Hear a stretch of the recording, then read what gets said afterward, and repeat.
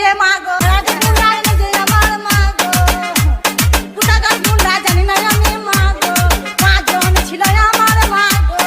পাঁচজন হাই আনছিল আমার মা গো সবাই হাতে ছিল অস্ত্র মা গো আমরা আটকাতে গেছি আমাকে চুরি কিছু আমরা বাইরে বার করে দিল আমার মা গো জমিদারের ঘরে কি দেখি আমরা মেয়ে তো জানো বলুন